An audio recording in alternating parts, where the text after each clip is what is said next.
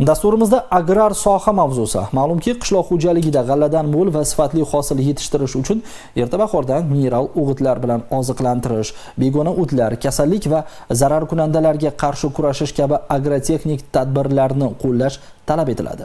Paxtakor tumanida tashkil etilgan seminar shu mavzuda bo'ldi. Hadima yurtimizga bahor keladi. Ko'kda quyosh charaqlab, havo harorati ham iliqlashdi. Tabiat uyg'onib, dalalarda bahorgi yumushlarga kirishildi.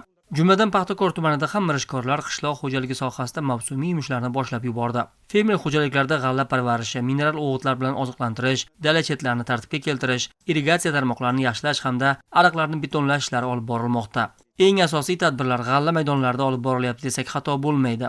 Sababi bobo dehqonlar va soha mas'ullari xalqimiz rizqi bo'lgan g'alladan bu yil ham yuqori hosil olish harakatida. Buning uchun esa zarur agrotexnik tadbirlarni sifatli tashkil etish kerak bo'ladi. G'alla maydonlarida uchraydigan eng bizda ashaddiy begona o'tlardan bo'lgan yovvoyi suli, gandumak deymiz, yopishqoq o't, perko, rapis, keyin yovvoyi turib degan har xil shu begona o'tlar qarshi birinchi navbatda o'sha ta'sir qiladigan gerbitsidlarni tanlay bilish va vaqtida va o'z shu me'yorlarda ishlay berishimiz kerak. 5-6 gradusdan o'rtacha harorat ko'tarildimi, bu g'allada zang kasalligini kelib chiqishga eng yaxshi sharoit bo'ladi. Mutaxassislarning tavsiyasi bilan kerakli fungitsidlarni tayyorlab, buni ham iloji boricha shu gerbitsidlar bilan qo'shib bir vaqtda o'zida olib borish kerak.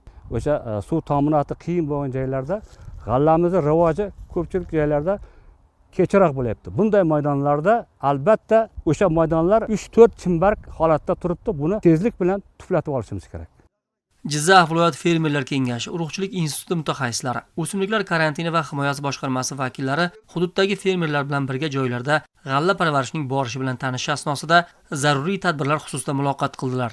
160 gektar g'alla ekkanmiz Alekseyevich navidan. Sentyabr oyining oxirida, oktyabr oyining birinchi 10 kunligida 250 kilodan ammofos gektarga 5 tonnadan mahalliy go'ng chiqarib texnika yordamida sepganmiz. G'allamiz rivoji hozirgi kunda yomon emas.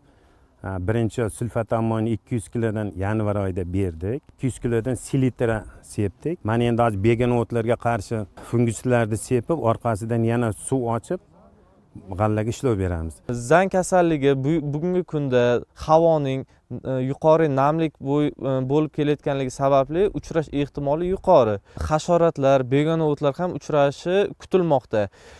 Shuning uchun fermerlarimiz bilan dolzarb 40 kunlik tadbirlari tashkil etildi. Ushbu tadbirlarimiz 16 fevraldan 28 mart kunigacha davom etadi.